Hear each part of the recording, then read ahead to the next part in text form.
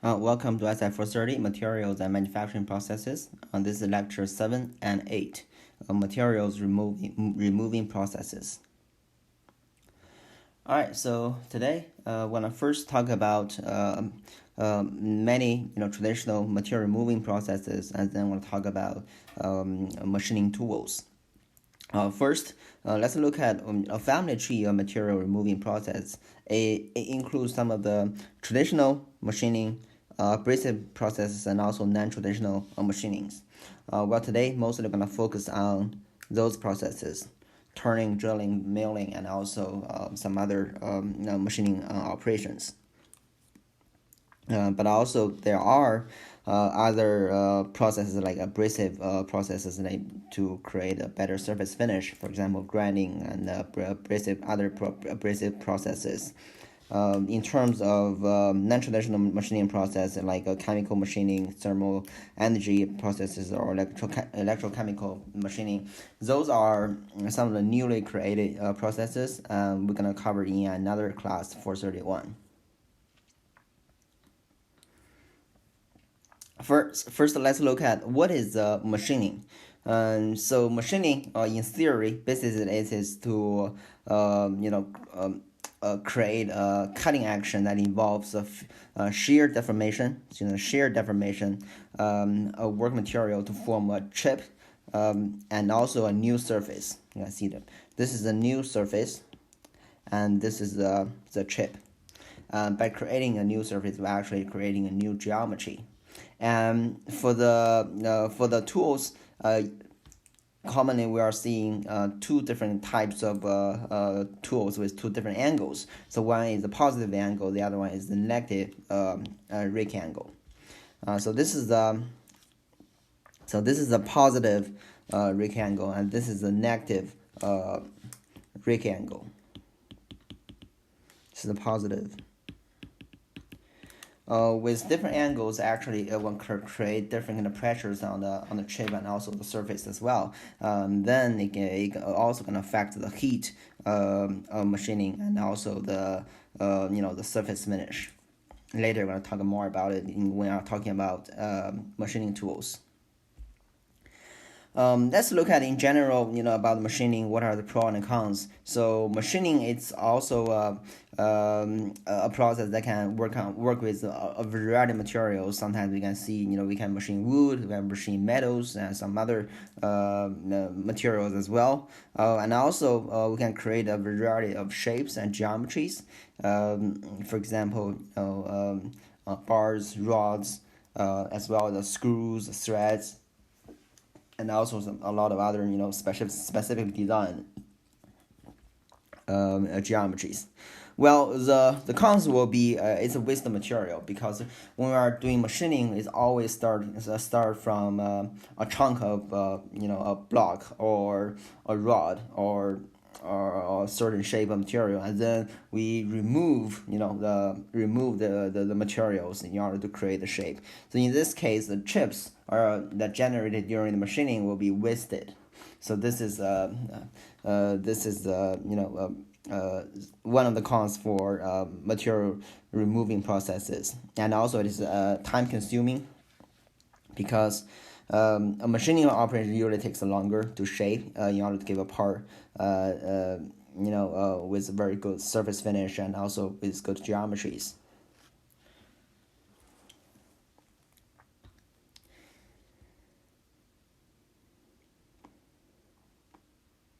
And machining, because machining can usually give a better surface finish, so it's often a subsequent after, or a process that after some other manufacturing processes like casting, forging, or bar drawing. We know in casting, forging, and bar drawing, we create a very rough surface finish. So then, and also the part accuracy, dimension accuracy is not very good. So in this case, we'll use machining to create a better surface finish and also a more accurate geometry. And most commonly processes in machining include turning, drilling, and milling. And also there are some other operations like shaping, planing, broaching, and sawing. Let's just take a look at some of the commonly seen processes of other operations. Shaping.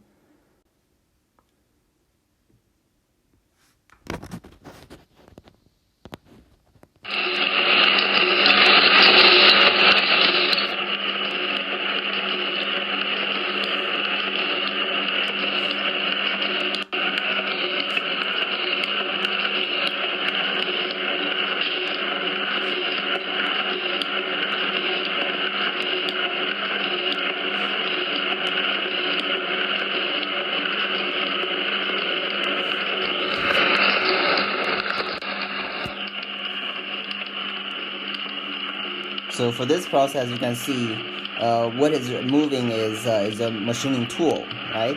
And the part is actually fixed.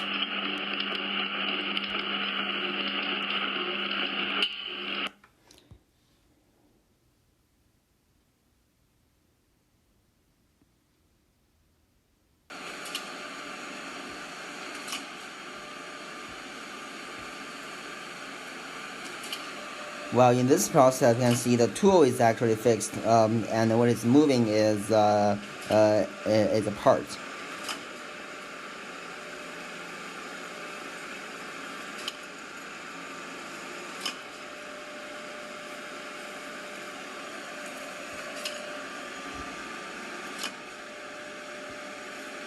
And this is called planing.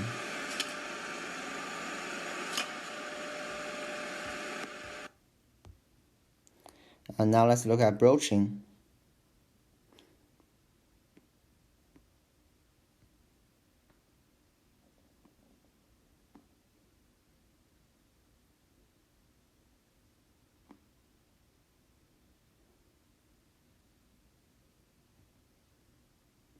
So basically, broaching is creating an internal geometry with the entire tool.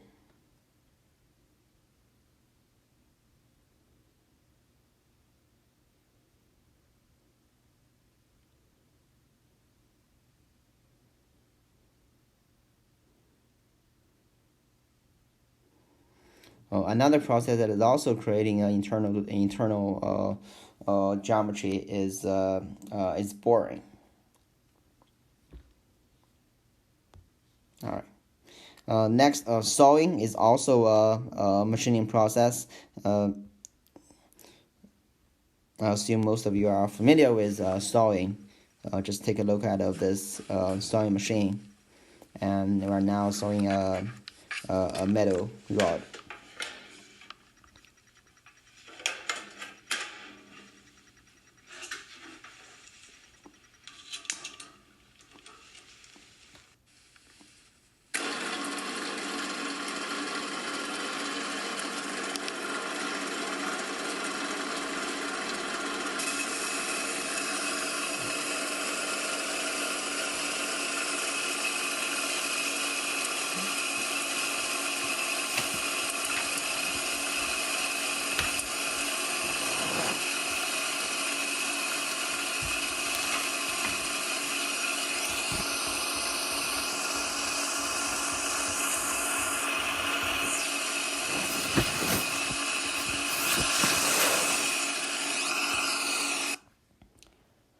All right.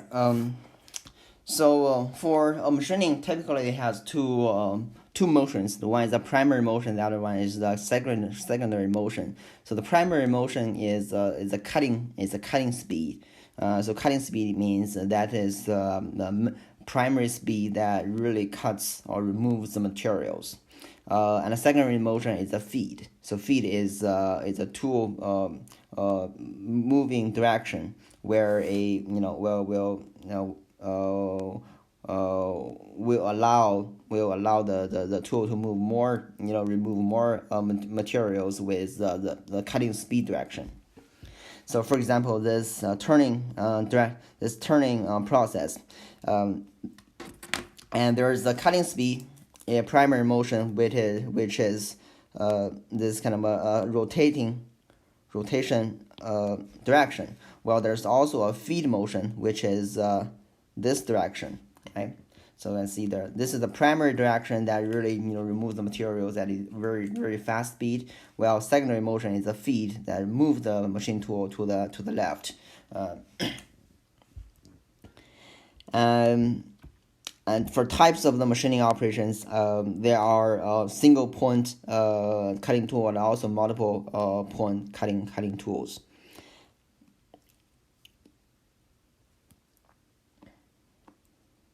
And for drilling process, so drilling basically is used to create a round hole, usually by means of a rotating tool with two cutting edges. So this is a very typical drill bit, and this is work material. And by have a rotation speed, we are removing the material from the hole, and the material, the chips will get out from the flute. So this is the flute.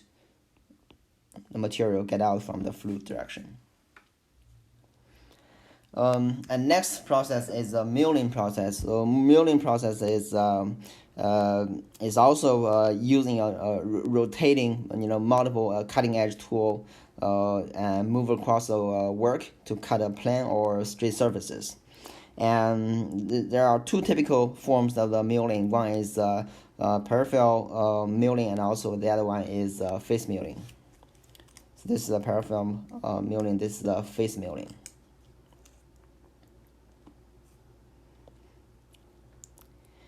And for cutting tools, and typically we have either a single point cutting tool like this, or we have multiple edges of cutting tool.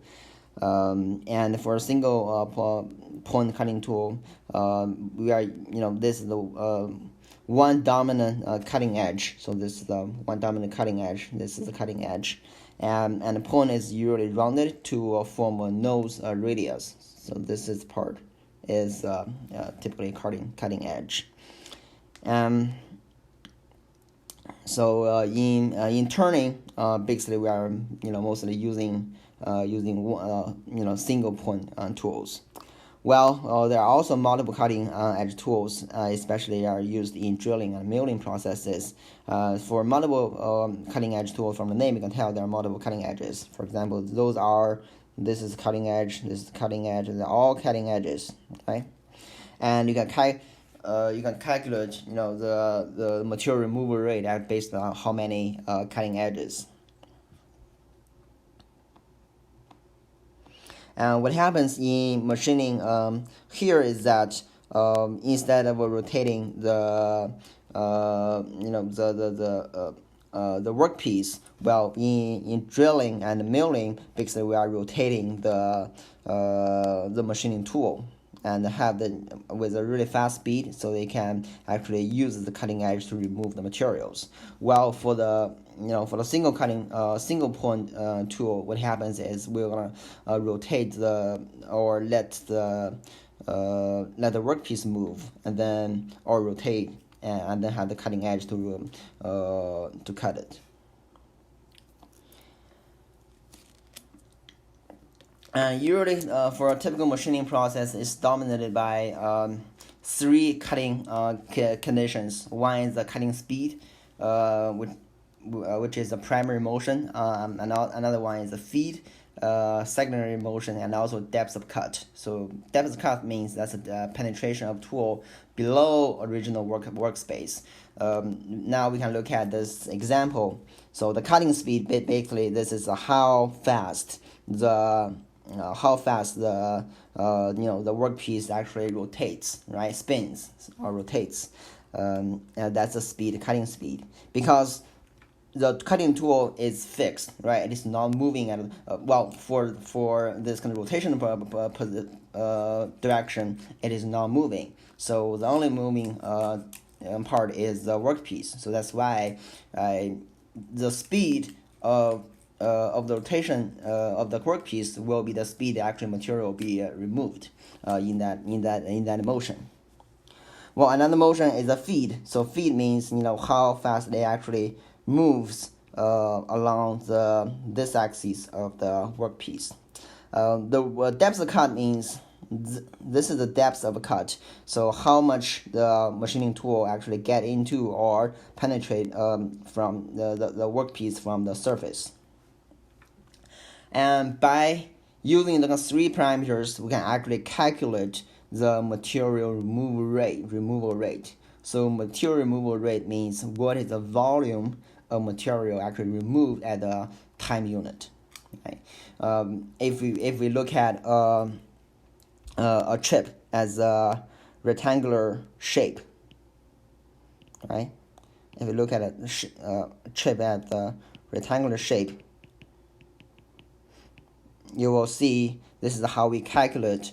If you look at this, this is the V, this is as D, and this is as F, or this is as F, this is as D, and using the 3, we can calculate actually the volume of the material of the chip removed.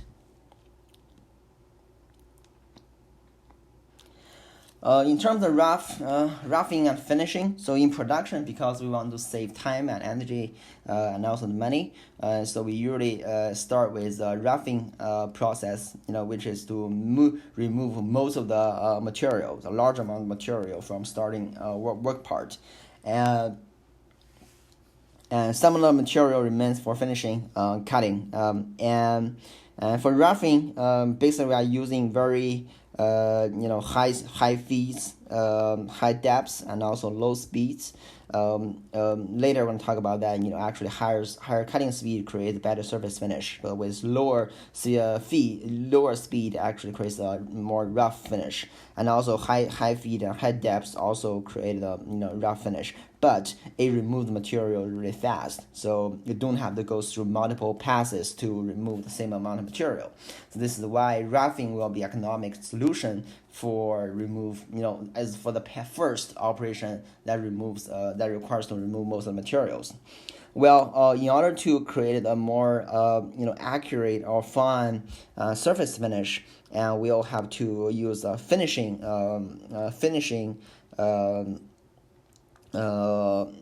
machining. So that is for final touch of the of the workpiece, so we can create a better surface finish and also better geometry. And with this, we'll have to require the machining conditions with low feeds and also low depths, and also with high cutting speed.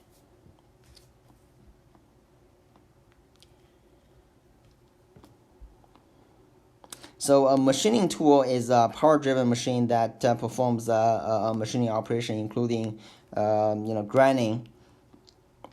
And functions in machining will be it holds the work part, it positions tool relative to the work, and also provides the power at speed, feed, and depths that have been set.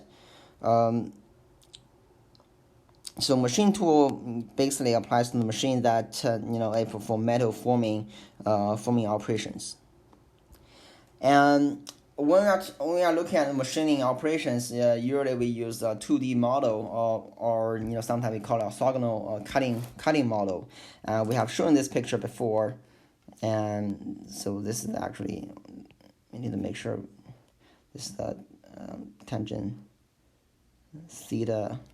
This should be alpha 1 minus sine alpha. So this is the equation. You can see from this model, there are several key parameters. For example, this alpha is a rig angle. So this is the angle from here to here, and from here to here. So this is machine tools rig face, right? So this is a 90-degree angle. So you can see this is that's alpha. Well, theta is so this is a shear surface, right? So this is a shear surface where it creates there's a shear zone over here where it creates more shear pressure or stress to remove the materials, and and the angle actually created, that is alpha. We call it shear plane angle. And the thickness of the material, so that is a TO. So after separation, also we create another thickness, which is a little bit different with T0. That is chip thickness after separation. We call it a TC. And you can calculate the R and also tangent theta. So in the chip formation, so we create actually two shear zones. One is primary shear zone and also secondary shear zone. The primary shear zone is where the materials, actually the chip will be formed from the original workpiece, while the secondary shear zone is the formed chip actually have a force or collision or friction with machine tool surface, which is the second shear zone. And typically we see different types of chip in machining. For example, in the first one is the discontinued chip. When we see those kind of discontinued chips, usually what happens is that it's gonna create an irregular surface due. So DOE, so that's the build-up edge. So it's some of the material is actually attached to the surface. And usually the discontinued chips, it happens when we are working with very brittle work materials with low cutting feed and also large with low cutting speed, with large feed and depth of cut, because it creates really high tool chip friction. Well, a preferred chip will actually be a continuous chip.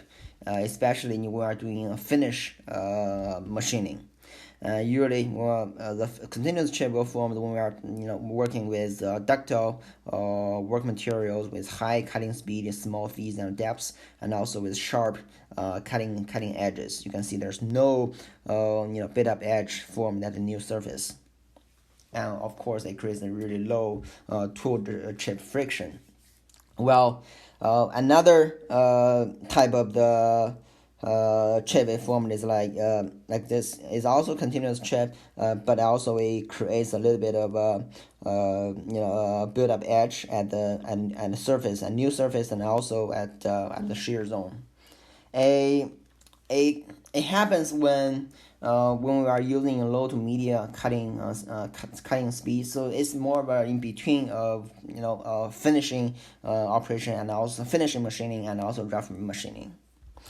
It also have the tool chip friction, so that's why it causes some of the chip to adhere to the rig surface. So this is the rig surface.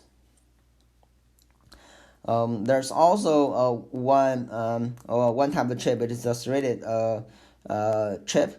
So you can see it includes a high shear strain zone and also low shear strain zone. And usually this kind of chip can be formed when we are machining very difficult to machine materials and with really high cutting speed. And now let's look at the forces actually on the chip.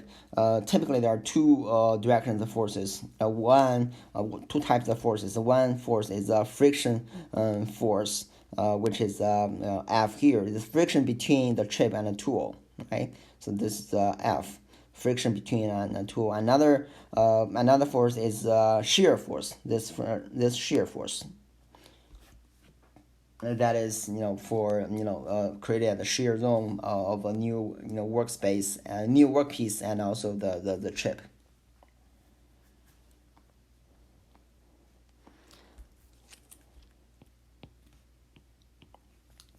And for the power and energy related to the machining, and so for calculating the power, usually we are using PC equals to FC times V. So FC, that is the cutting force, right? Force times speed, that is the power, right? And also times the cutting speed. So it's another one is horsepower. So horsepower is calculating how it's based on the motor. Basically, it's for example, sometimes we are looking at, okay, how many RPMs is this machine. So mainly we're looking at how fast actually is the motor spins, or the engine spins.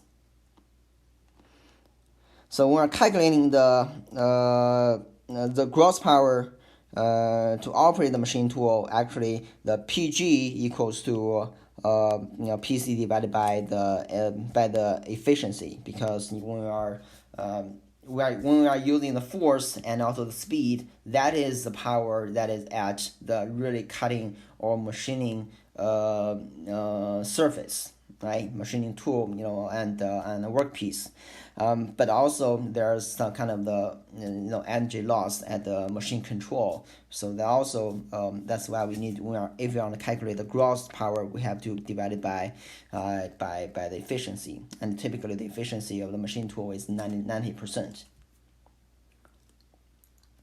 We know that for different materials, actually, it's their difficulty of machining is different. For example, when we are comparing machining aluminum versus steel, it requires different energy, because aluminum is easier to machine, while steel is a little bit hard, and so the energy will be different as well. So when we are talking about this, so for a unit volume material cut, so the unit power is known as specific energy, right? Specific energy. So we use specific energy to describe how difficult the machine, the material can be machined.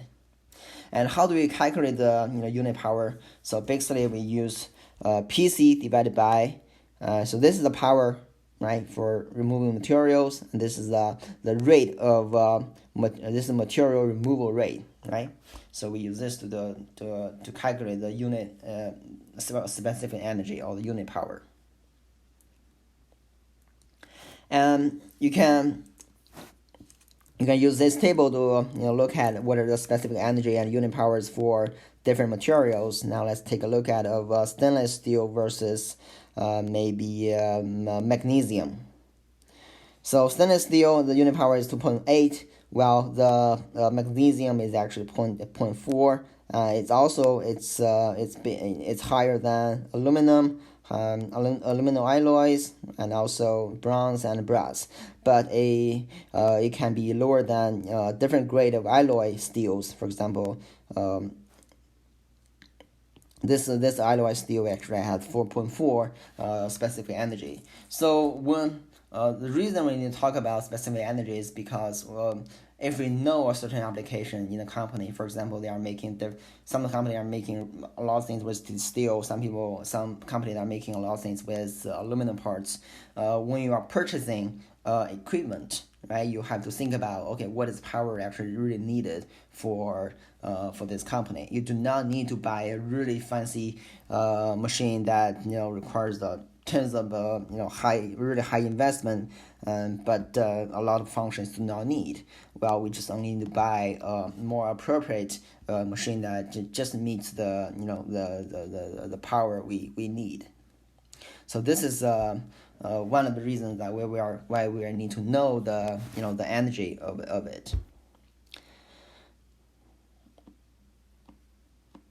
Cutting temperature. So when we are cutting materials, actually 98 of the energy machining in machining is converted into heat, and those heat can be in the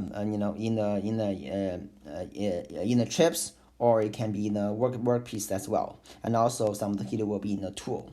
And because this kind of heat actually created from the interaction between the tool and the workpiece and the interaction surface. And And remember that those kind of heat can be really high, especially for the chips. So that's why you need to take really precaution measures for protecting the chips from hurting you. You need to wear long sleeves, safety glasses to protect the key body areas. And high cutting temperature is actually going to cause some issues. For example, it reduces tool life. With a lower cutting temperature, because of the thermal expansion, right? It actually lower cutting temperature actually extends the tool life, but with higher temperature it increases the thermal expansion, so that actually gonna affect the tool geometry and affect the tool life as well. And also, with high temperature, it creates the hot chips, gonna pose some safety hazards to the machine operator. And also, the high cutting temperature gonna cause inaccuracies in the part dimensions, same because of the thermal expansion of the work material.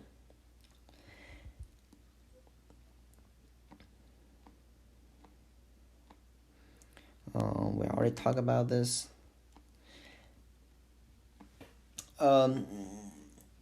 Now let's look at what kind of typical machine parts in machining. So one is rotational part, so it's not cylindrical shape or disc-like shape. While another one is a non-rotational part like this. So when we're making rotational parts, we are mainly using a turning machine, or a lot of time we say using a lathe, and we spin or rotate the workpiece and let the cutting tool cut it. Well, for this kind of shape, we are using multiple edge tools to spin the cutting tool and then remove and fix the position of the workpiece.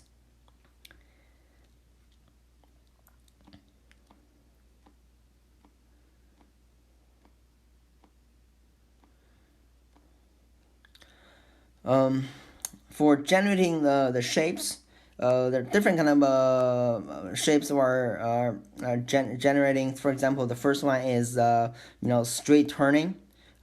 Here we created different diameter of the workpiece. While another one is the taper turning. You can see what kind of shape we are generating. It's more like a cone shaped. And also we can create a contour turning. Of course, the contour turning shapes can also be created from a forming tool, right? A forming tool with this kind of shape, same contour, again, also can create this kind of a shape. And also there's the plane milling. So this is a plane milling. We are using a milling cutter that remove the whole surface of the workpiece, and as well as to use the end mill or profile mill to create different profiles of a workpiece.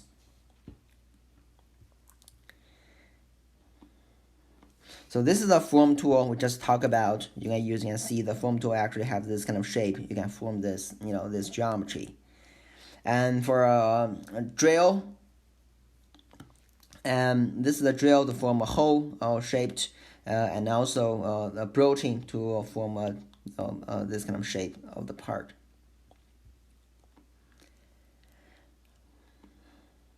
Also, we can make some of the geometries like threads, right? So threads the same. When we are using a turning machine, by changing of the position of the of the cutter, we can actually create this kind of threads on the workpiece. This is the T-slot milling cutter.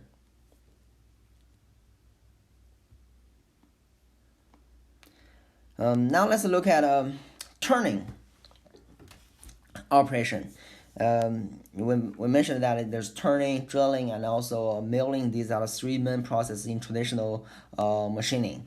And first is a turning. So turning, we said that is a single point cutting tool remove the material from rotating workpiece to generate a cylindrical shape.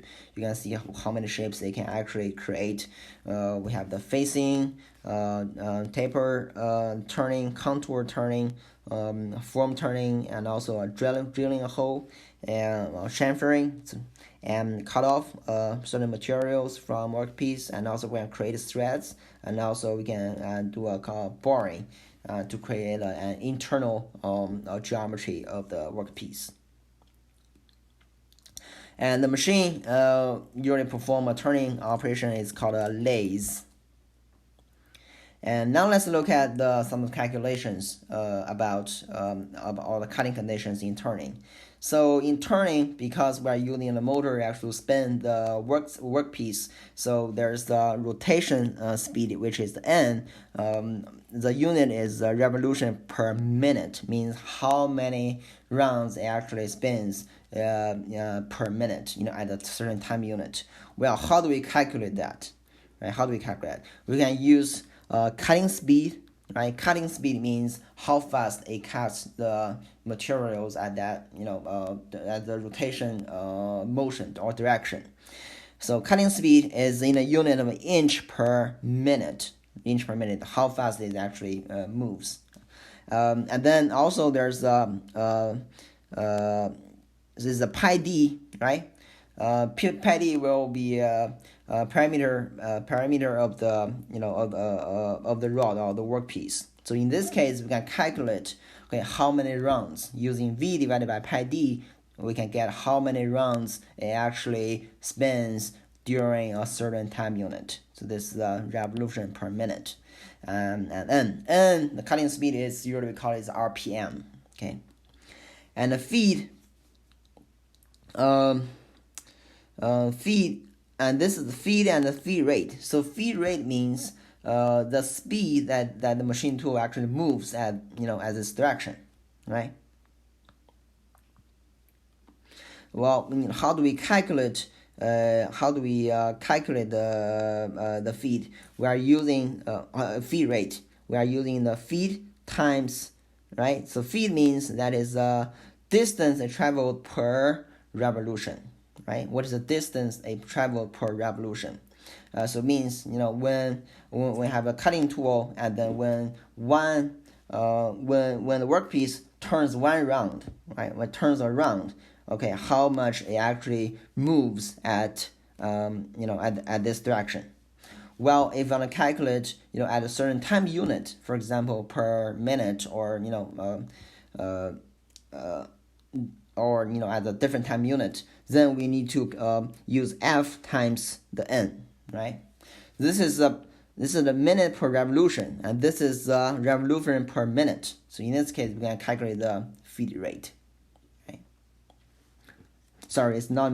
This is the millimeter or the distance per revolution, and this is the revolution per minute. Here we can get the distance per minute.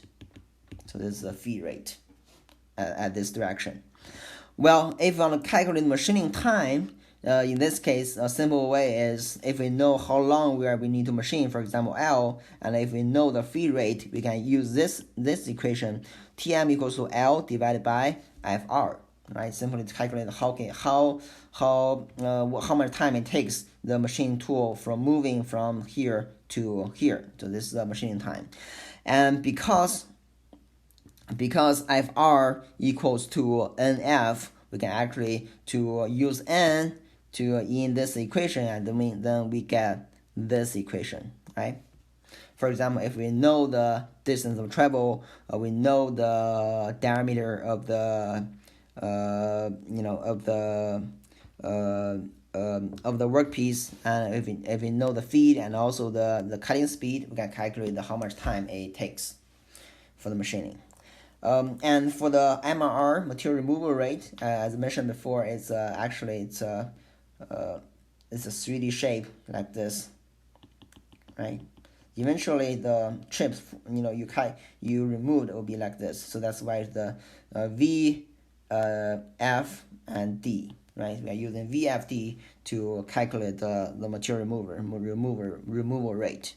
So V is the cutting speed, F is the feed, and also D is the depth cut. So you want to make sure you tell the difference between the feed and feed rate. So feed is the distance they traveled per revolution, turning one round, while the feed rate is the distance they traveled per minute. It's a time unit.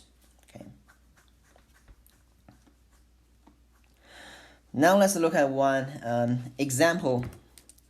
So it says the turning operation is performed on a cylindrical work part whose diameter is 120 millimeters and a length of so this is the D, right? This is the L, and the cutting speed is 2 meters per second. So why is meters per second? It's because the workpiece actually is rotating very fast. That's why per second it can actually travel a long distance. Think about how many rounds they can turn at a certain time unit. And the feed is 0.25 millimeters per revolution, and the depth cut is 2.2 millimeters. Now let's try to determine what is the cutting time and also material removal rate. Well, we already have this equation. In order to calculate the cutting time, right? We need to know these, right? Pi d L divided by FV. We have D, we have L, we have V. This is the V, and also we have the F, which is the feed. So also this is the depth of cut, D. Basically, we have all the information. We just use an equation to calculate this, right? So the cutting speed, we're converting the 2 meters per second to 2,000 millimeters per second because we want to be consistent with the time unit. And we use this equation to calculate the time, which is 5.65 minutes. And if you want to calculate material removal rate, we know we need to use what cutting speed, feed, and also depth of cut.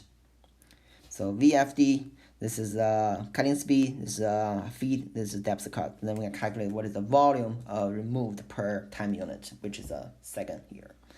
So this is the final calculation. And for lathe, this is a typical setup of the lathe.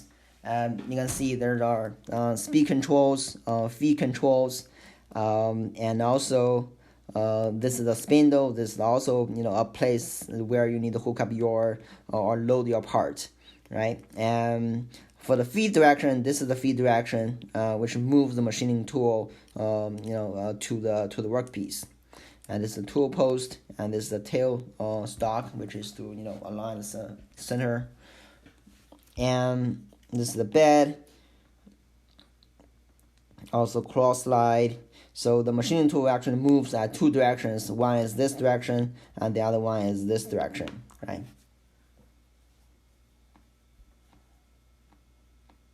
So the machining tool is hooked up on the frame, and this frame uses a screw to move, at 2 different directions.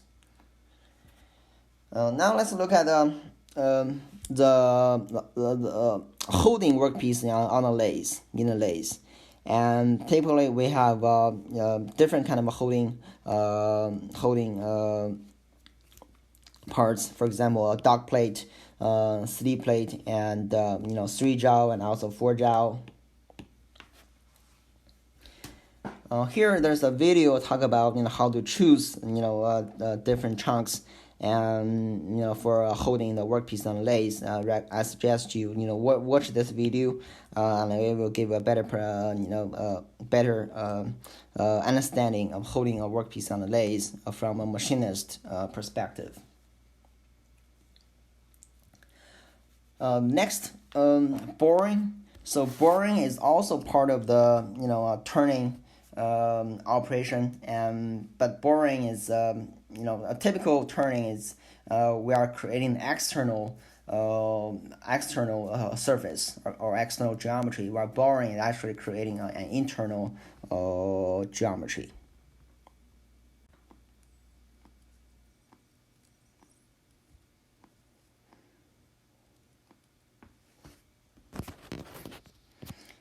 See, this is for holding a part or loading a part on the lathe.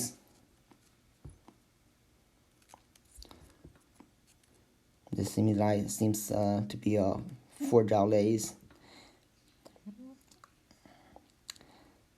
And also calculate, to see, measure the run out of the hole.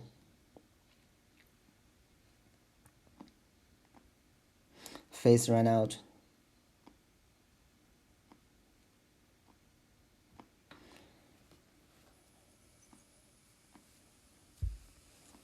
So this is the cutting, or doing the boring process to creating the internal surface.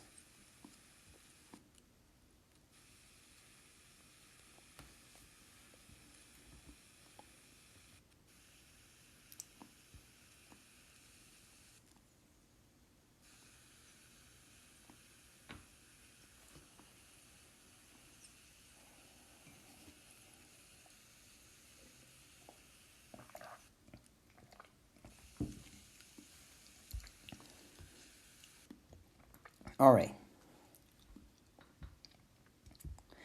Next process is drilling. So drilling is actually creates a round hole in the work part.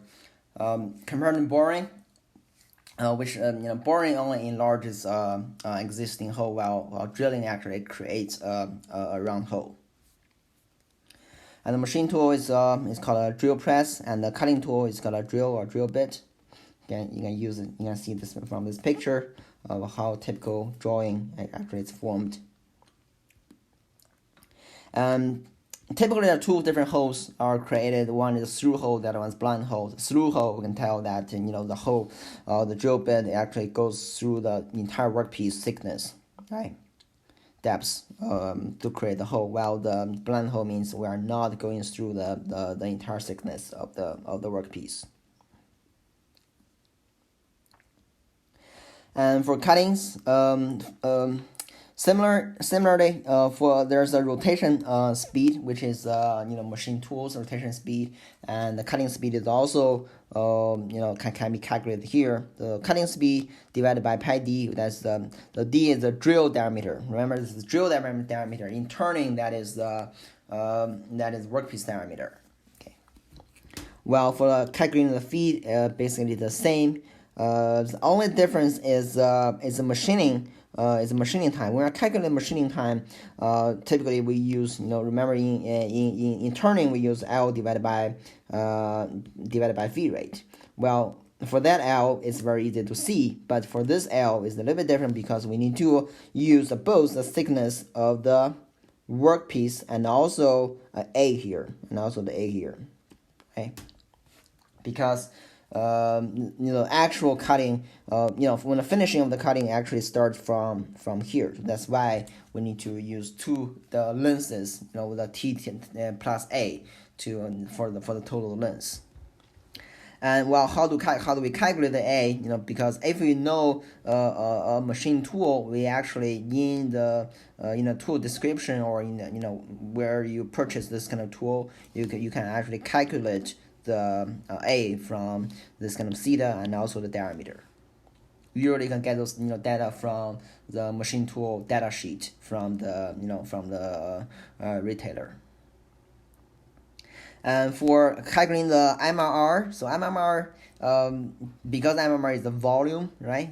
So basically pi we simply need to, it's the same. We need to find this kind of volume of created, right? Well, for drill, this will be a round shape instead of a rectangular shape, right? This will be a more round shape. So it's pi r squared times this kind of length, right? Times this length. This is how we calculate the MRR.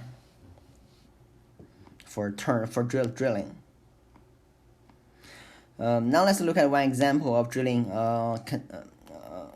conditions calculation. Say it says a drilling operation is performed to create a through hole. Now we know it's a through hole on a steel plate that is 15 millimeters thick. right? And cutting speed is 0.5 meters per second, and feed is 0.22 millimeters per revolution. We know the feed, we know the cutting speed, right? And also we know the diameter for the drill. So now we can actually calculate the the n, right? Which is the rotation or rotation speed, RPM. Also, we have the A, which is a point angle. We can use this to calculate the A as well. And now it's asking us what is machining, how to calculate machining time. So from this equation, we know that in order to find the machining time, we need to know the feed rate, the A, and also the work thickness. We know the thickness. We need to find out the calculate the A and also the feed rate. In order to calculate the feed rate, we need to the equation is n times RPM times the feed. We know the feed. We need to calculate the RPM. So RPM equals to this equation. Now this is how we get the feed rate. And A, we use that equation to calculate because we know the theta already. So and also we know the diameter of the tool, so we can calculate what is the A. Now we have the A. We have the thickness. We know the feed rate. We can easily calculate the machining time. So use T time plus A divided by feed rate. So it actually takes about 0.2 minutes to finish this operation. So for calculation of the machining time, this is very useful when we are planning for when we are doing R&D or designing a manufacturing process. We want to know how much time is actually required for machining before we have actual process. So this is that's why we need to understand the cutting conditions and calculate the machining time. Also, the cutting speed and also the cutting speed, feed, and depth cut can affect the surface finish as well. So as a R&D engineer, you need to understand that using what kind of a cutting speed or feed or depth of cut actually going to create a good surface finish and also going to reduce the time, right, machining time. And for this problem, you want to calculate the material removal rate, which is use that equation to find out actually 549.8. And this is a typical drill press. We have a head and a column. This is the base, and here we have a spindle, which spins, rotates the cutting or the drilling tool.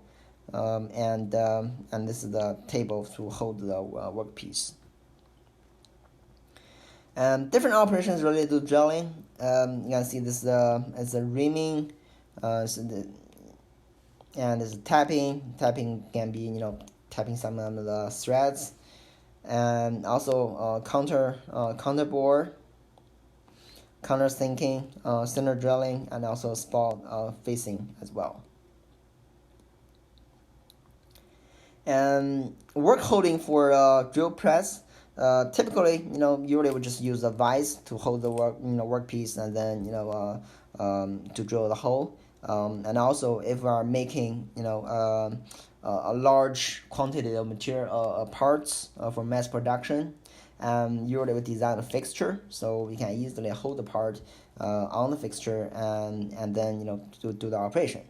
There's also another work holding piece which is called a drill jig.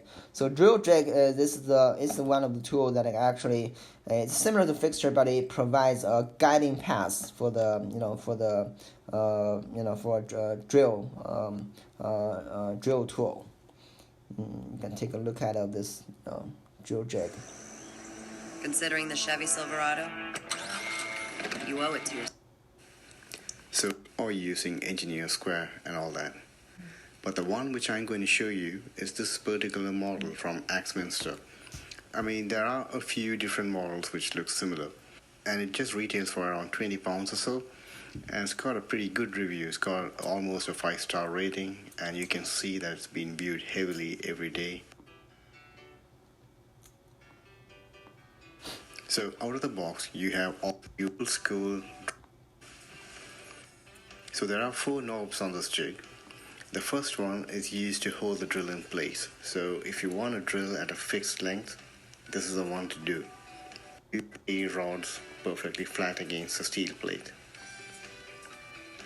Now the weak groove on the steel plate is used to drill straight holes on copper pipes, PVC tubings, and those kind of things.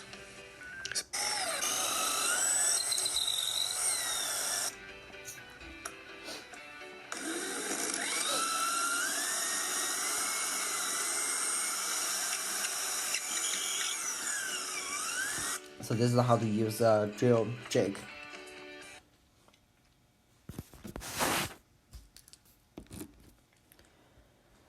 Alright, next process is milling. So milling, it's a machining operation in which work is fed past a rotating tool with multiple cutting edges. And take a look at the two forms of the milling. One is peripheral milling, and the other one is face milling. So peripheral milling. So this is in this kind of milling, you can see the cutter axis is parallel to the surface being machined. So this is the cutter axis, and this is this is the surface, right? This is the surface for of the workpiece, right? Since it's parallel. Well, for the face milling, you can see it's perpendicular to each other. This is surface. There are different types of peripheral milling. You can see the slab milling. This is slab milling to create this entire surface of the workpiece. And also there's mill a slot, mill a side, or mill has this straddle milling, or use a forming, right? The milling. And face milling, usually we have this kind of face milling, and also partial face milling, as well as end milling. For face milling, usually we create it can remove a bunch of the material at one time, while end milling actually can create more finer contours or shapes or geometries for workpiece. And for the cutting conditions of milling, a little bit different for calculating the feed rate is that feed rate equals to the RPM times feed rate, feed. But also because the milling cutter has multiple cutting edges, so we had to calculate the number of teeth on the cutter. So this is just a little bit different. Okay. So the feed per tooth is called chip load. The feed per tooth is called chip load. So this is the one. This is a chip load for one tooth, and we need to calculate how many tooths do we have. So this is how much material actually can chip load we have, and then we calculate how many rounds it actually spins, so we can know the feed rate per time. And for calculating the rotation speed RPM is the same. Machine time is the same. Later we're going to talk about the A, but for the MRR, so MRR we are calculating is based on the cutting width, depth of cut, and also the feed rate. So from this workpiece we can know this is the depth of cut, this depth. And also the width will be the width of the material, and also the feed rate we calculated from here. Well, there's also a little bit different is the A here. The A, because we are the finish of the machining actually ends with this to when this point actually moves here. So this is the place, this is the time when we finish all the operations. So that's why we have to calculate the total travel distance of the tool from this point to this point. At this point, the total length is L plus A. Well, for A, we can use this to calculate this equation to calculate. So the d is depth of the cut, and the d this is the diameter of the tool, and we can calculate the a. Okay. All right, now let's look at a calculation related to milling. So peripheral milling operation is performed on a rectangular workpiece that is 320 millimeters wide by 60 millimeters wide by 56 millimeters thick. The 65 millimeter diameter milling cutter has 4 teeth, right? 4 teeth, and is 80 millimeter wide, and overhangs the work on either side by 10 millimeters. So which means actually it covers the entire workpiece surface. And the operation reduces the thickness of the piece to 50 millimeters. Here we can calculate what is the depth of cut. Right?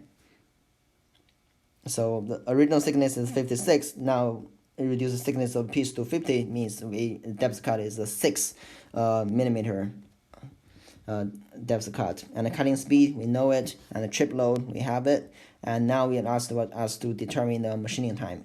So from the equation, we know that if we want to calculate the machining time, we need to know the feed rate, the workpiece length, and also the A.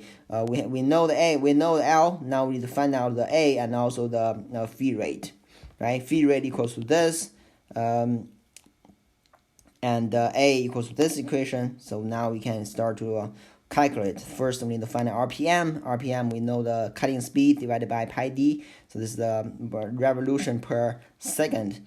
And then the feed rate, I use this this is the number of tools and 4 teeth cutter, right? So n is 2.45, and the feed is 0.224. So this is how we calculate feed rate. Then we need to find out the A. And then the machining time can be calculated based on this equation. And lastly, in order to find the material removal rate, which is used the width of cut, depth of cut, and also the feed rate to calculate this. So you can see the calculation actually pretty straightforward. Now let's look at for non-traditional geometries, the machining operations I also create. It includes the threads, right, and gear teeth. So there are different ways to create external threads. So single point thread cutting, more like turning process. We can do that, and also we can use the thread die, and also can use thread chasing using self-opening thread dies, and also thread milling as well. And for producing internal threads, we can use tapping process, a tapped hole, or collapsible taps. Now let's look at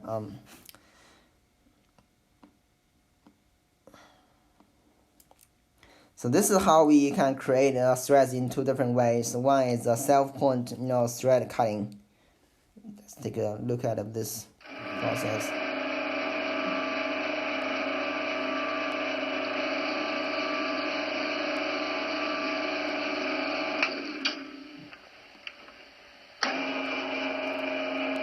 Then go another time.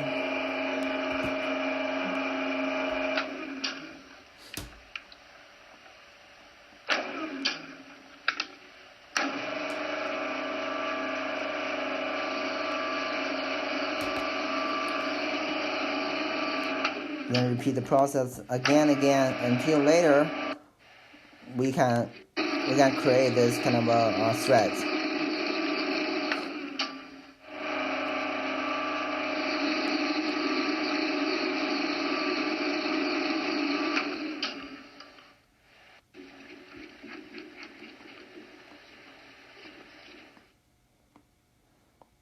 So this is a single point thread cutting. Also, we can use a thread die to go create a thread. You ever wonder if there's more to life than just telling people that Liberty Mutual customizes car insurance so you only pay Being able to create threads can help you add a new level of functionality to your projects. Threading can also help you build more complex or easy-to-use jigs. Best of all, threading isn't difficult to learn, and the tools needed aren't that expensive. You can make creating a threaded hole much easier by drilling a straight, consistent hole. A properly set up drill press makes that job easy. Drilling a proper size hole for the tap being used is critical. The reference section of newmetalworker.com has several charts that give you the correct drill size for different taps. Like just about anything else, there's a few things you need to know to avoid getting yourself in trouble. On the far left is a plug-style tap, and that's the most common and one you'll most likely be using.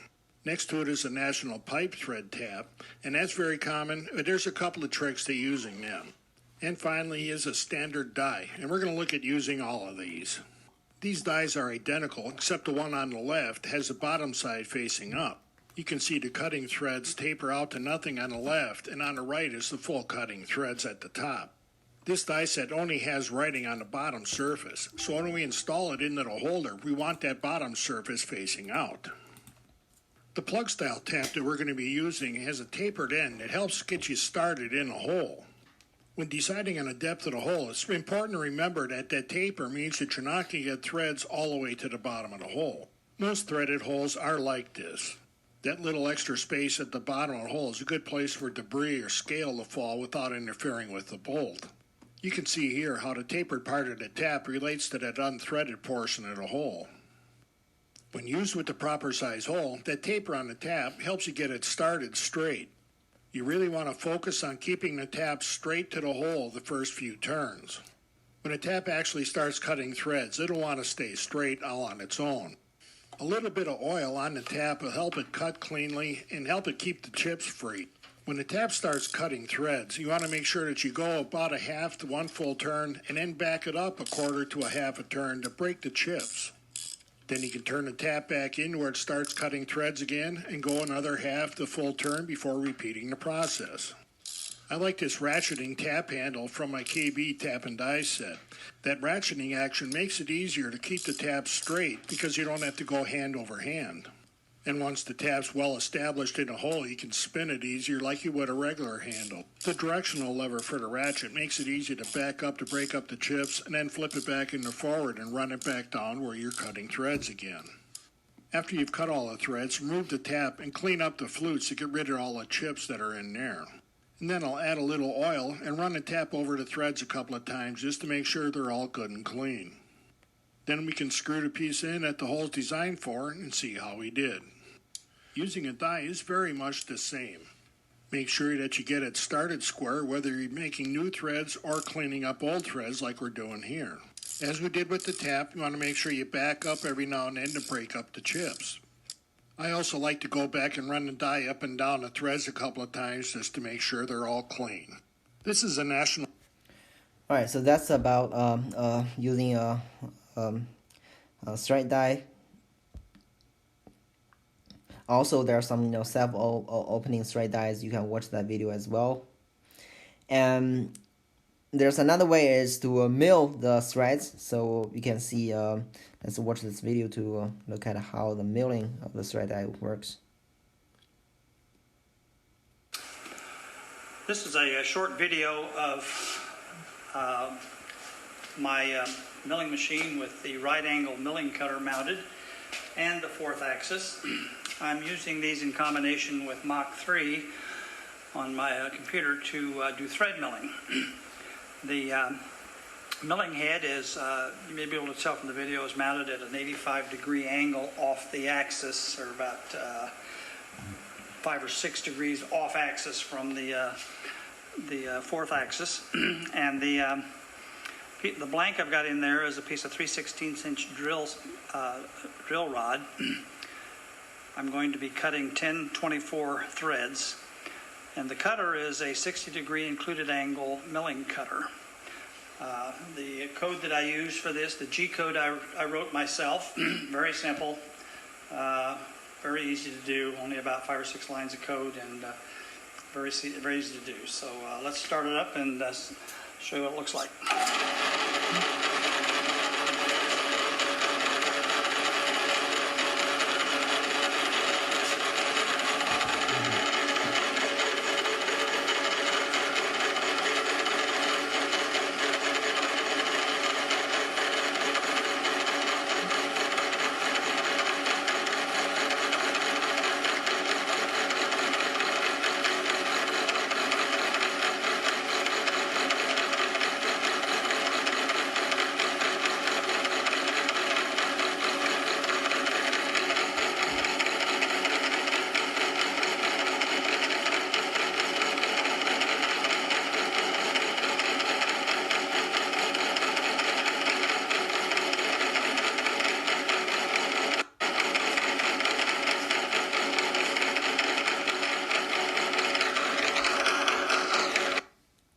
So this is about thread milling.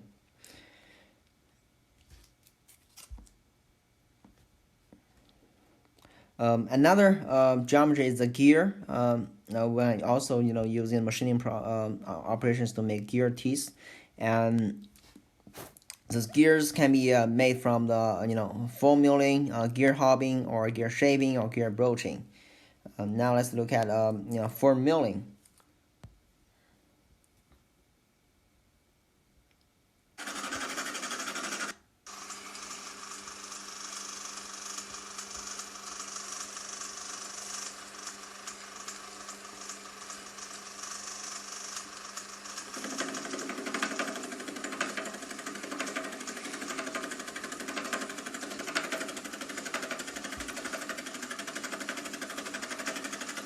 Some may ask that this does not looks like a very typical milling process, but from definition, you think about this process that the workpiece is fixed. What is turning is the milling tool, right? That's why it's a milling process.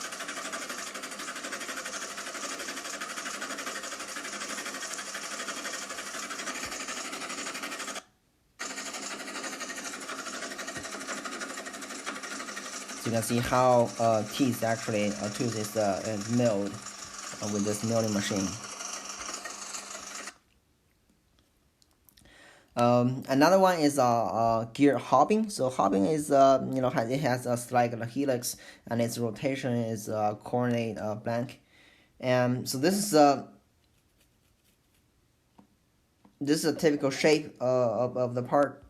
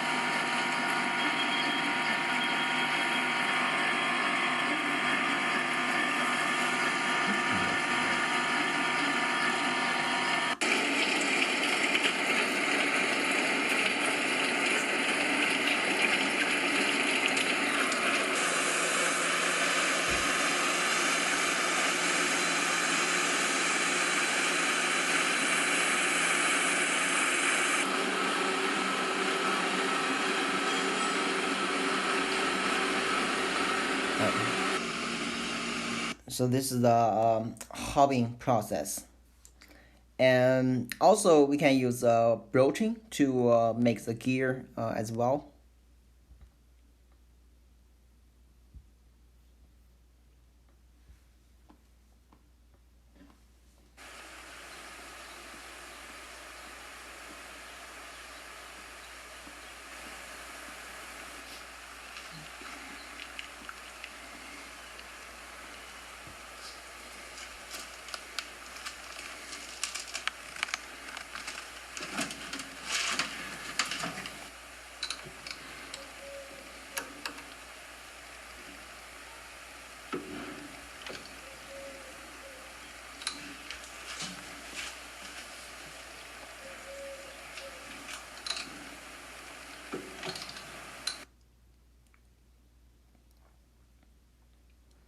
So this is the broaching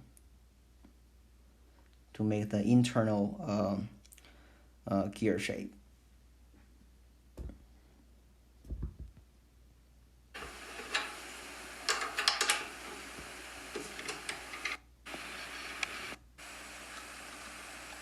So this is how the gear works.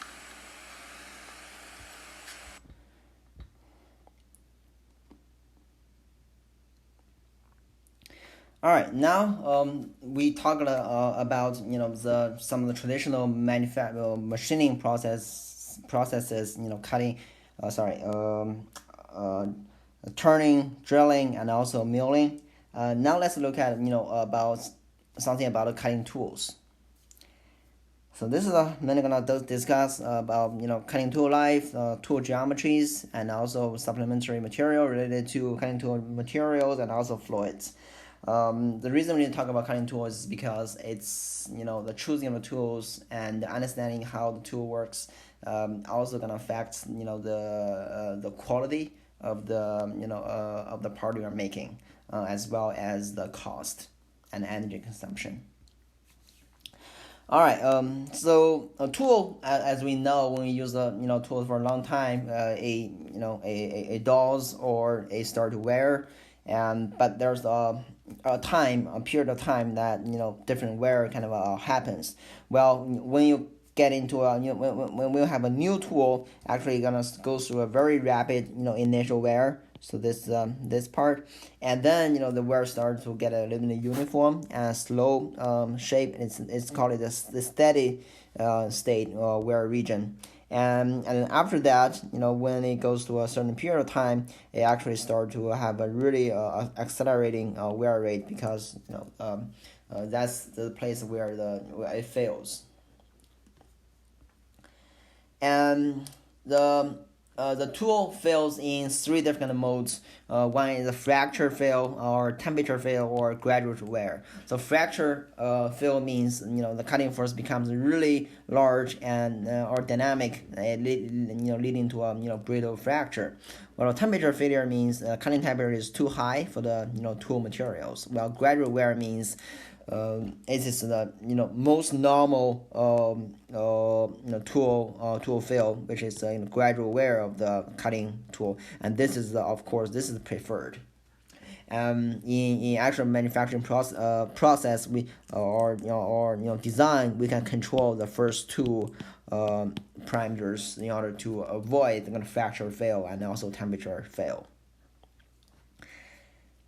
And so for cutting tools, as we mentioned before, the cutting tool actually have the two surfaces. One is rig surface, and also another one is a flank surface. Right, this is a flank surface, and this is the rig surface. The rig surface is interacting with the chip, and the flank surface is the one at the back. Actually, is a work part.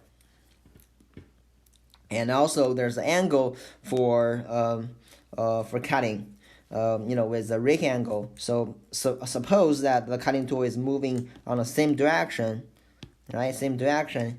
You can see this direction, it has a positive rig angle. So this is the alpha, and this one has a negative rig angle.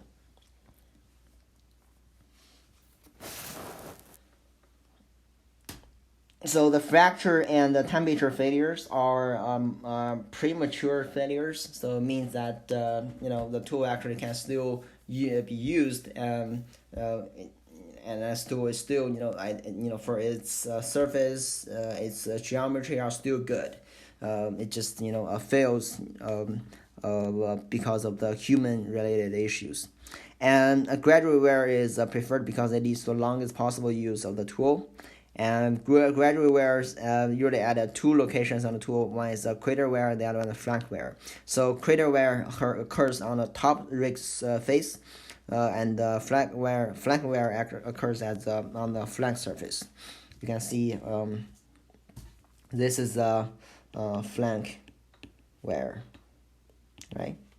So this is the back surface that is above the work piece, and this is crater wear at the rig face, where it interacts with have the frictions with chips.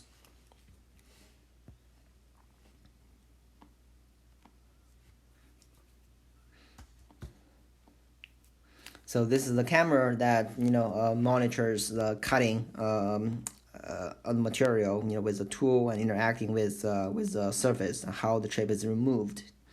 And the material used is steel, and the tool used is a high-speed steel tool. I think that they are comparing. One is coated high-speed steel tool versus an uncoated high-speed steel tool. You can see there's kind of accumulation of materials at the tool tip. The coated one does not have that much of the accumulation of materials of the chip.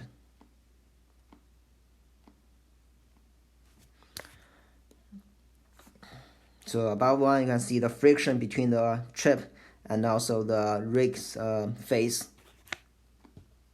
And this is the accumulated, the chips at the tool bit, how that can affect, right? How that affect the newly created surface. So this is also why some of the built up edges will gonna happen on the new surface and also create a poor surface finish. So without the kind of built-up material, the surface finish will become better, and also the new surface will be better.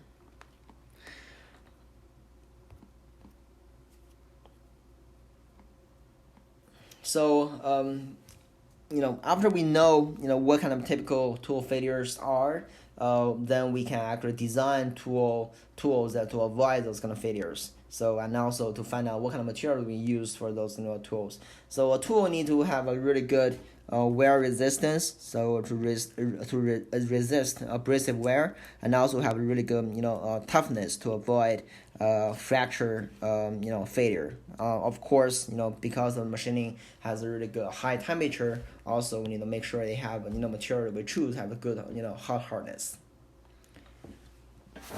And what are the typical tool materials? And some of the elements we use in a tool or cutting tools includes very hard or good property metals. Remember when we're talking materials, there are several metals have really good those kind of hardness and high strength, and those kind of properties include the tungsten, molybdenum, chromium, and vanadium, and also some other materials. And for typical high-speed steel tools, and we have 80% tungsten, 4% of chromium, 1% of vanadium, and also 0.9% of the carbon. And so this is for high-speed steel. This high-speed steel is very, very common. It's a very, very common tool steel that can be used in a lot of applications, especially for cutting aluminum or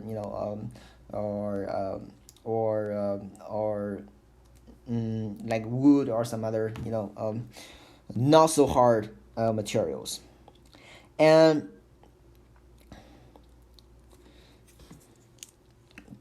another type of the tool material is cemented carbides. So cemented carbide is a class of the hard tool material based on tungsten carbide, using the powder metallurgy.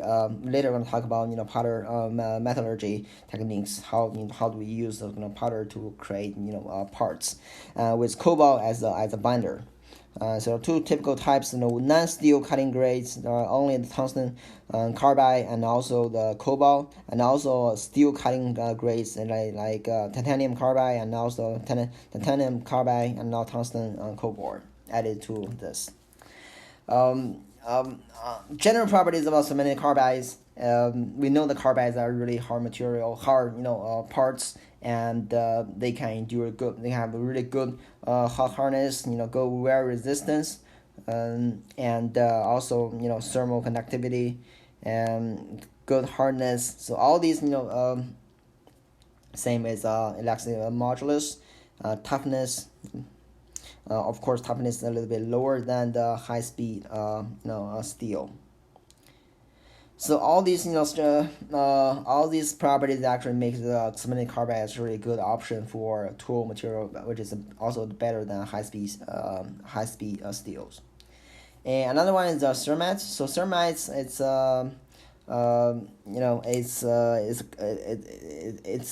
there are different kind of ceramides. So for example, tungsten carbide, tungsten nitride, and titanium carbon nitride, and also with some of the binders.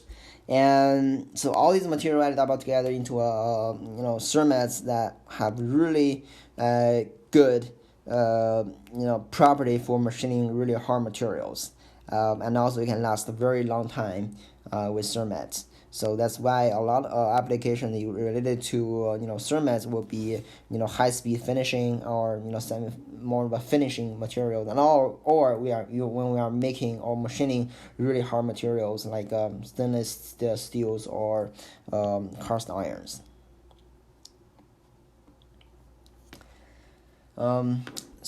So sometimes we do not just mix the entire tool or entire part with all with all the either ceramides or carbides. Instead, we are actually only coat the tool with some coatings. Only at the outside surface. In this case, we can actually save a lot of money. So that's why coated carbides is also another good option. So coated carbide means that a cemented carbide inserted coated with one or more layers of a titanium carbide, titanium nitride, or aluminum, or some other materials, and the coating thickness is usually that's 2.5 to 13 microns.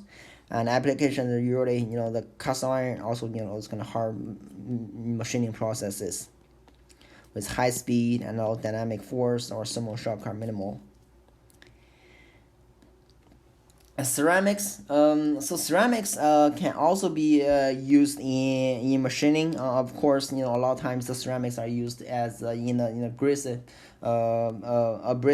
processes. For example, grinding processes, right?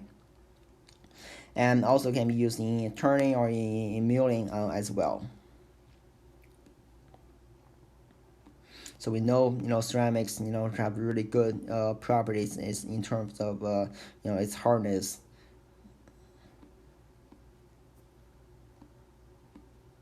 Another type is a boron nitride. Boron nitride, it has really high hardness. It's probably second hardest material we know next to the diamond, and so that's why it can be also be used in cutting tools. But of course, having this kind of tool usually is very expensive.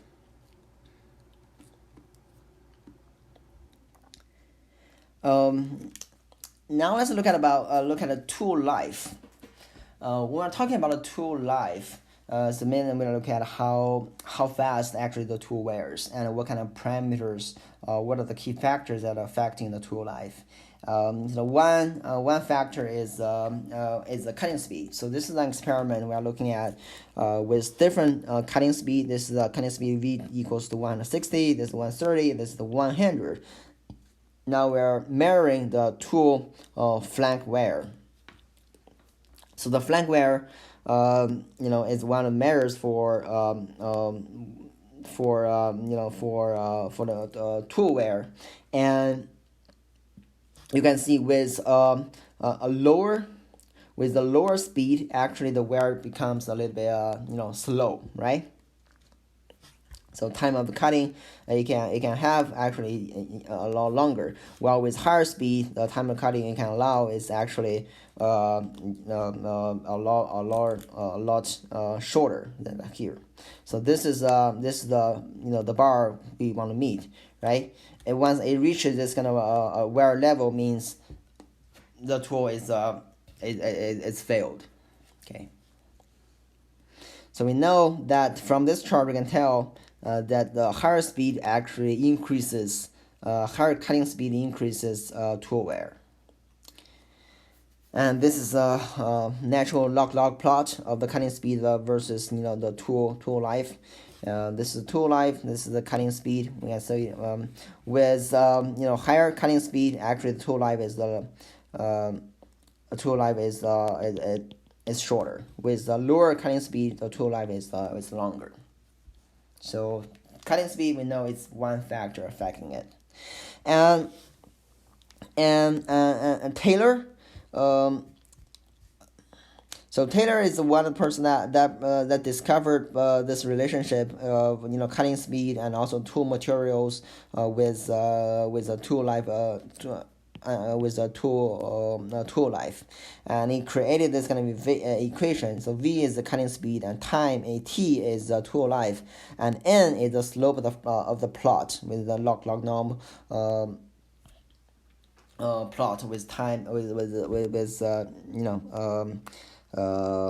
tool life and also cutting speed. And c is intercept on the speed of axis on at 1 minute of tool life, right? If it is 1 minute of tool life, you can calculate this c. And the c is determined by the tool material, work material, and also cutting conditions.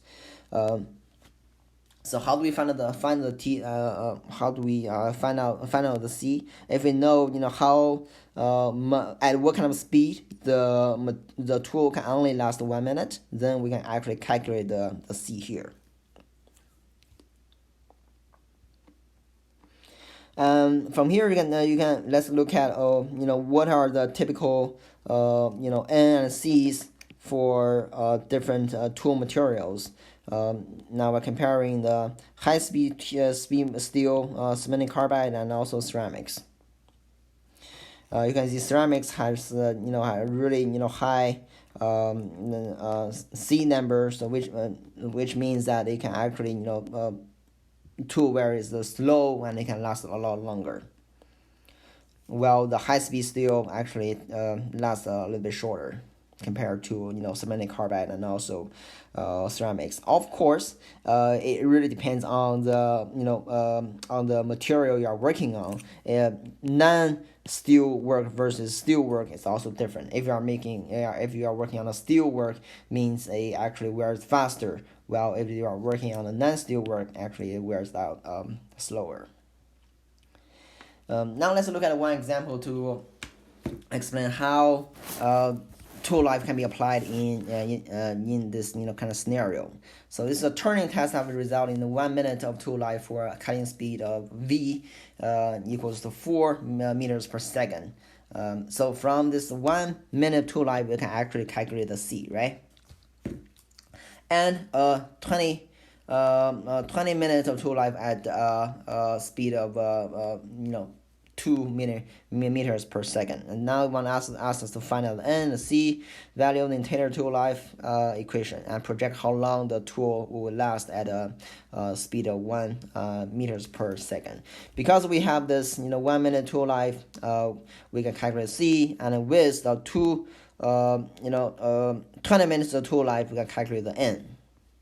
First, we calculate the c, right? C equals to 240 meters per minute. And then with this, we can calculate the n, because in the first equation, n just equals to 1, right? At 1 minute of time, this is the 1. Then we can calculate, using the 20 minutes of tool life, with cutting speed of 2 to calculate what is the n. With n, with c, we can, easily project how long it will last with the cutting speed of 1. Right? Just use this equation to find out this calculate 400 minutes. All right. So now let's look at what tool life criteria in production. So basically, what kind of what determines that a tool is is failed. One thing, it's a complete failure of the cutting edge. So we can see the cutting edge is really dull, and there are a lot of buildups, or some of the wear are so clear. So it means that it's a complete to fail of the cutting edge. It totally lost its geometry. Another one is you can have a visual inspection of the flank wear or crater wear by the machine operator. Just look at it, and sometimes it can be very clear. You can visually see it. Means the tool basically cannot be used. Also, you can use the fingernail test to just to feel the cutting edge if it is smooth or not. Just be careful to not hurt yourself. And also, if the tool become dull or wears out a lot, it can the machine it can be reflected from the machining sound. So sometimes you can also use the kind of sound to monitor or to hear, to detect if there's any change in the cutting tool. Also, you can see the chip. You can see it can be reflected from the chips. If the tool wears out, the chips become really ribbon-like, stringy and difficult to dispose of. You can easily tell from the surface finish, because a worn out tool will create a really rough surface finish. A easy experiment will be you can machine maybe 20 or more parts and compare the first surface finish with the last part surface finish. And also, with the worn out tool, it also going to increase the power for machining. And also workpiece count, because this is more in the standardized mass production. If you are making a lot of parts, same parts each day, we can tell that a machine, a typical tool probably can say usually make 80 parts. Now when we already make 80 parts, we know the tool probably is reaches tool life, and if we make more, means we are making bad parts. Okay. Another way is to calculate the cumulative cutting time. If we can predict how long it can last, on a typical working material, then we can find out if the tool has reaches its tool life or not.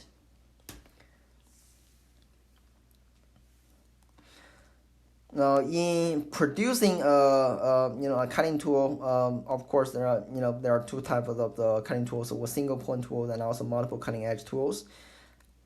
Single point tools are typically used for turning, boring, shaping, and also planing, while multiple cutting edge tools are usually used in drilling, reaming, tapping, milling, broaching, and sawing.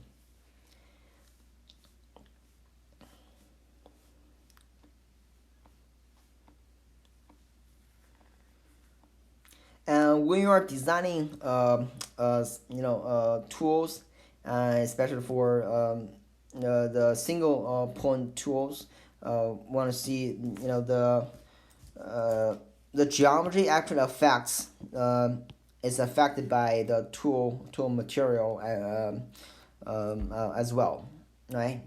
And when we are designing a tool, so a negative rig angle actually provides more compression loading.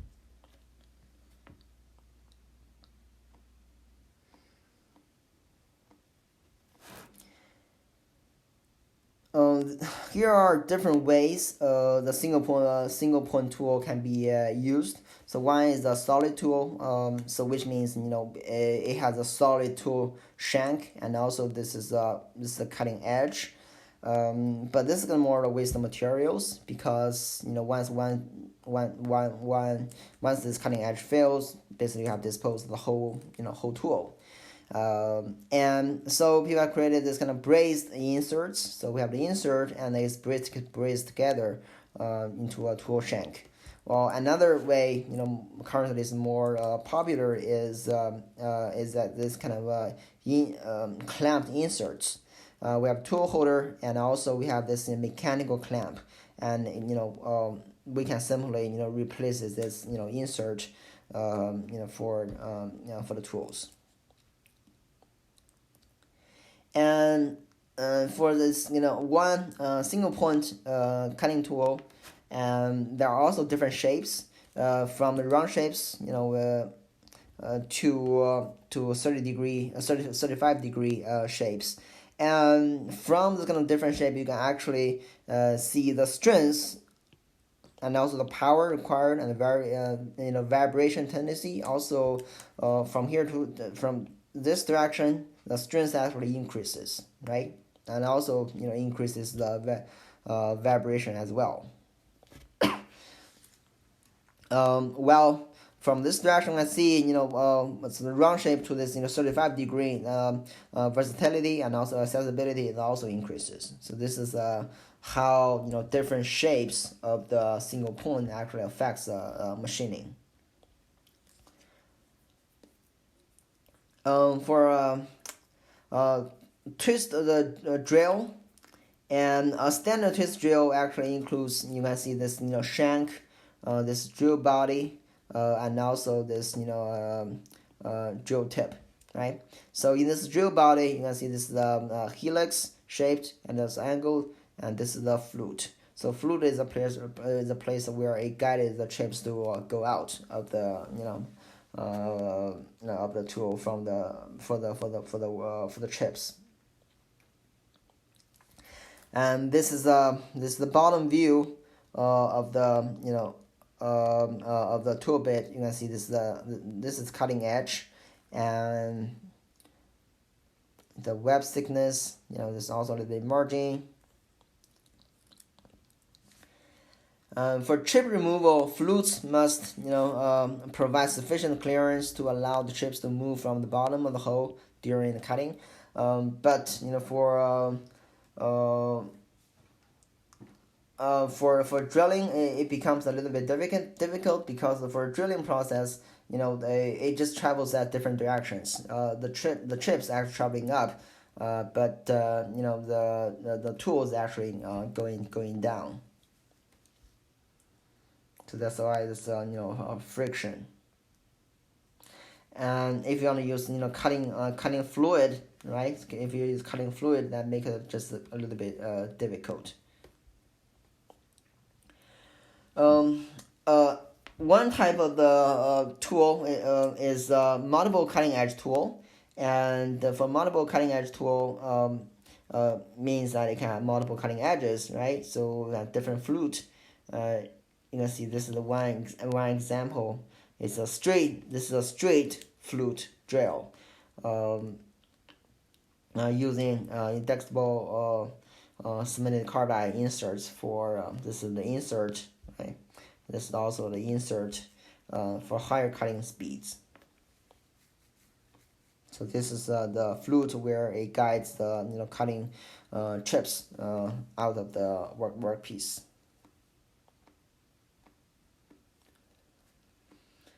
And for milling cutters, there are three major types of milling cutters: plane milling cutters, face milling cutters, and end milling cutters. For the plane milling cutters, this is a typical plane milling cutter. You can see there are multiple cutting edges, and usually a is cutting a whole plane or surface of the workpiece.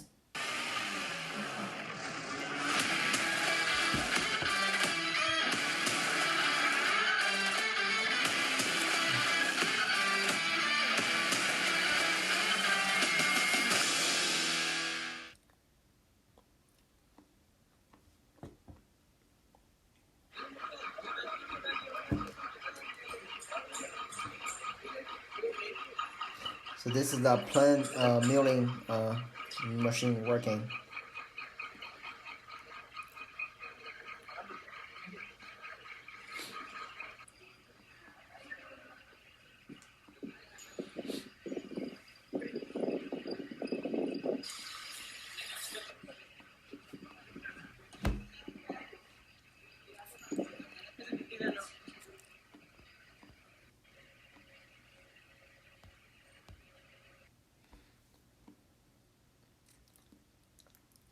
And for face milling, so this is a typical face milling. I see you can use clamped inserts, and these are the inserts clamped on the machine cutting tool, and this is all the place where it actually remove the materials of the top for face surface.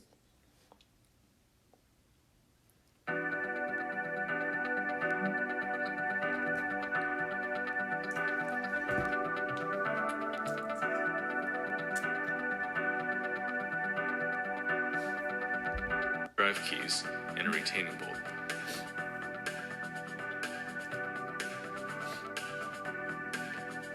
Carbide inserts are secured to the cutter with screws. A face mill with positive axial rake reduces cutting forces and vibration. The milling head should be positioned close to the workpiece to minimize quill extension and maximize rigidity.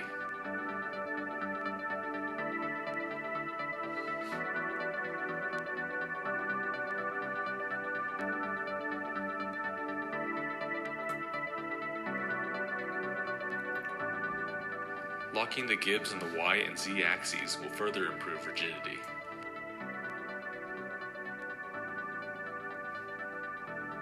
Steel and brass materials can be cut dry, while aluminum, stainless steel, and titanium should be cut with an appropriate lubricant or coolant. The FM45 indexable face mill shown here is manufactured by Glacier Machine Tools and uses square inserts tilted at 45 degrees. Each insert has 4 cutting edges and can be rotated 90 degrees to expose a fresh cutting edge.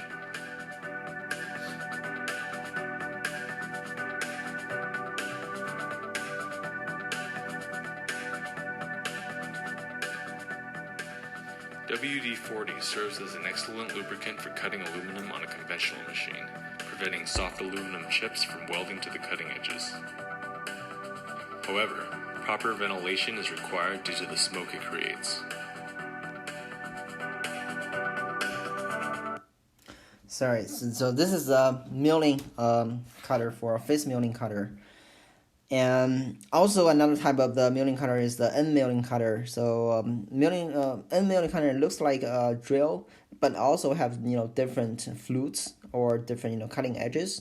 But it's primarily cutting for milling processes with its peripheral teeth. It can do a lot of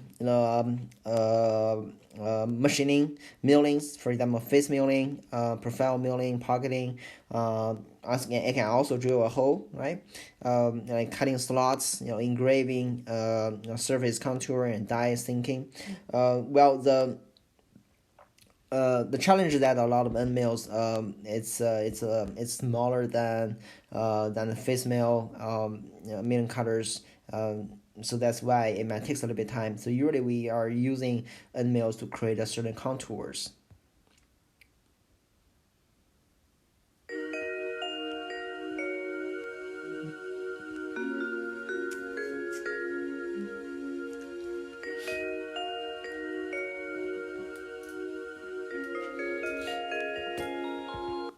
A roughing end mill has serrated cutting edges for creating fine chips and reducing vibration. These end mills create a rough texture on the workpiece. A standard end mill can be used for roughing as well as finishing. This extra long high-speed steel end mill has 4 spiral flutes. A similar end mill with 2 flutes is also available. Unlike a roughing end mill, a standard end mill produces full-length chips and a smooth surface finish. Coated carbide end mills are more rigid and heat-resistant than high-speed steel cutters. Feeding the workpiece against the cutter rotation is known as conventional milling. This is recommended on manual machines. Feeding the workpiece in the same direction as the cutter rotation is known as climb milling. This can backdrive the lead screws and produce chatter marks in manual machines. As cutting speed increases, chips change from silver to straw-colored to dark blue. Solid carbide end mills coated with aluminum titanium nitride are recommended for cutting steel without coolant in CNC machines. In conjunction with climb milling, as demonstrated in this profiling operation, the heat-resistant coating can improve cutter life.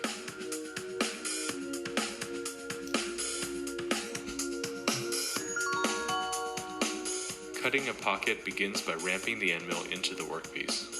Ramping is recommended over plunging due to the improved evacuation of chips. Chip removal is also facilitated with the use of compressed air.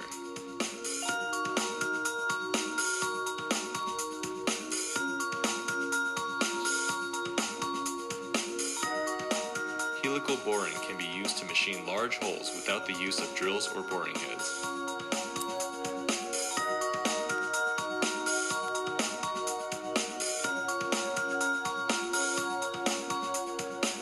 Aluminum-specific end mills have shallow helix angles for aggressive cutting and fewer flutes for increased chip clearance. These end mills are coated with zirconium nitride, a hard coating with a very low coefficient of friction. As usual, coolant is recommended for cutting aluminum.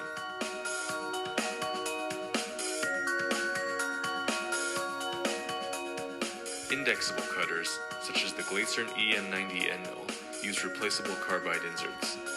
They typically require more horsepower than solid carbide end mills, but can be more economical due to the low cost of inserts and can cut deeper pockets due to the increased rigidity of the larger diameter shank.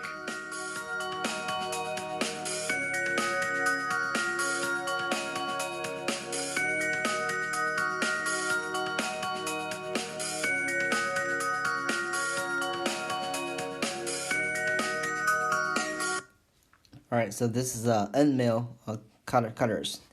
Next, it's about chip breakers. Because in the machining process, we want to avoid those really long stringy chips, because those chips can either interfere the automatic operation, or it can pose some hazard to the operator, and also it's a little bit difficult for waste handling as well. So we want to purposely actually break the chips. How do we break the chips? We can actually break them by designing some of the breakers in the cutting tool. So two typical breakers can be designed. One is a groove type, and the other one obstruction type.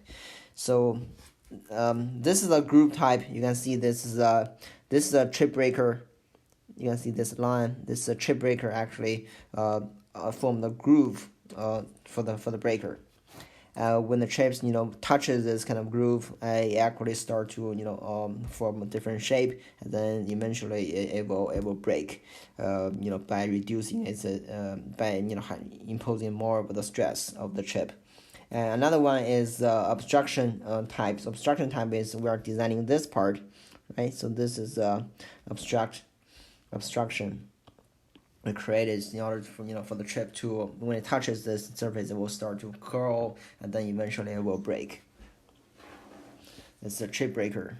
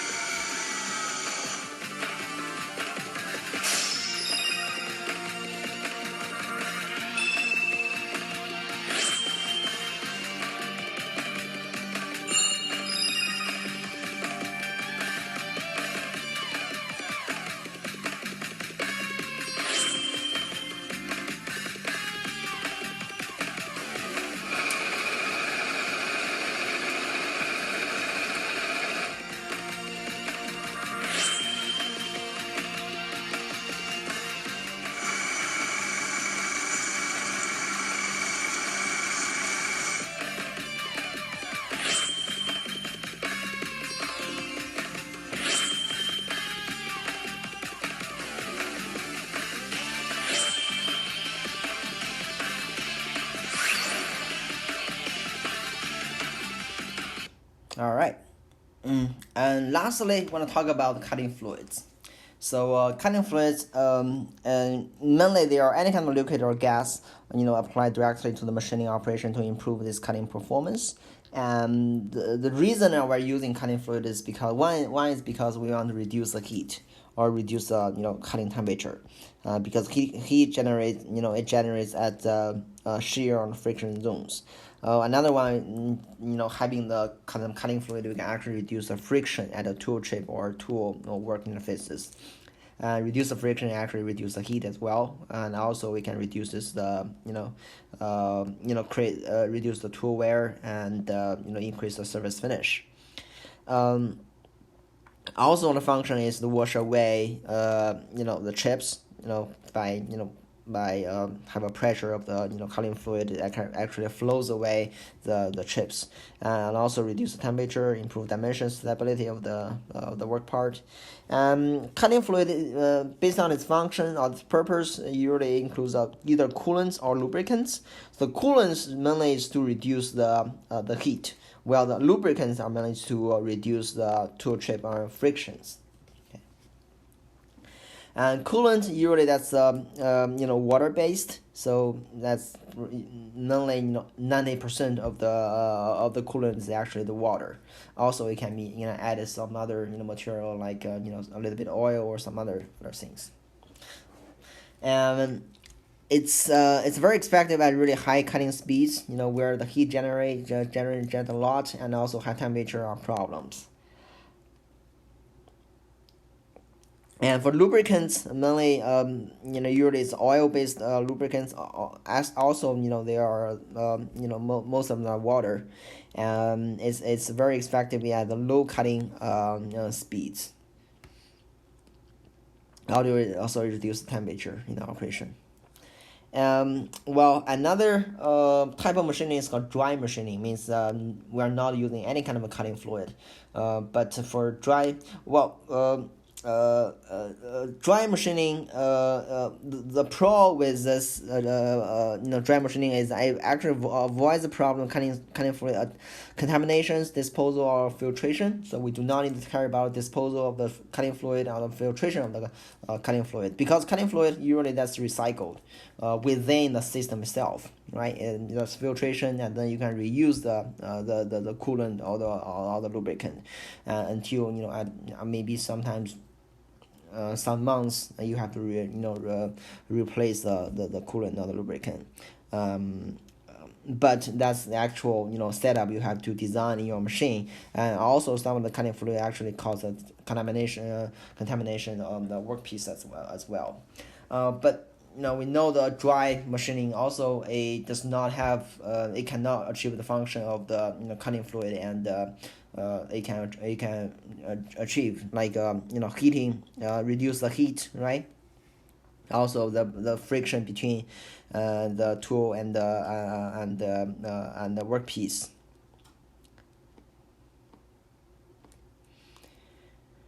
All right, so that's everything about this. The two lectures actually, machining and also machining tools, and these are the quiz questions. So there are a lot of materials. That's why, but they are also so related. That's why I combined the two lectures into one presentation. All right, so that's all for this.